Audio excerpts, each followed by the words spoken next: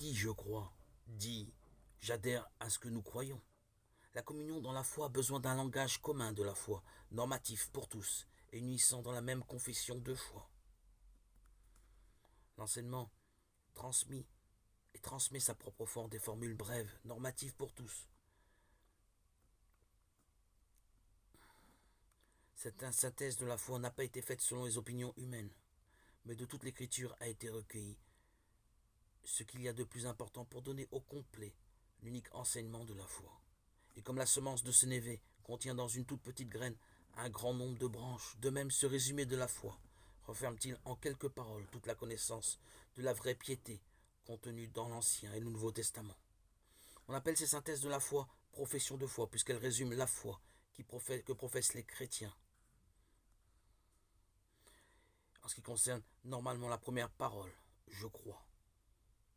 On appelle cela le symbole de la foi. Le mot grec symbolon signifiait la moitié d'un objet brisé, par exemple un seau, que l'on présentait comme un signe de reconnaissance. Les parties brisées étaient mises ensemble pour vérifier l'identité du porteur. Le symbole de la foi est donc un signe de reconnaissance, de communion entre les croyants. Symbolon désignait ensuite un recueil, une collection ou un sommaire. Le symbole de la foi est le recueil des principales vérités de la foi, d'où le fait qu'il sert de point de référence premier et fondamental dans l'enseignement. La première profession de foi se fait lors du baptême. Le symbole de la foi est d'abord le symbole baptismal, puisque le baptême est donné au nom du Père, du Fils et du Saint-Esprit, Matthieu 28, 19. Les vérités de foi professées lors du baptême sont articulées selon leur référence en trois personnes de la Sainte Trinité. Le symbole est donc divisé en trois parties.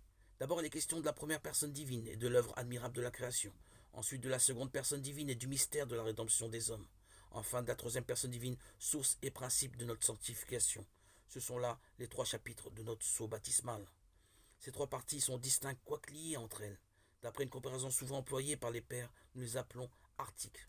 De même, en effet, que dans nos membres, il y a certaines articulations qui les distinguent et les séparent, de même dans cette profession de foi. On a donné avec justesse et raison le nom d'articles aux vérités que nous devons croire, en particulier d'une manière distincte. Selon une antique tradition attestée déjà par saint Ambroise, on a aussi coutume de compter 12 articles, symbolisant par le nombre des apôtres l'ensemble de la foi.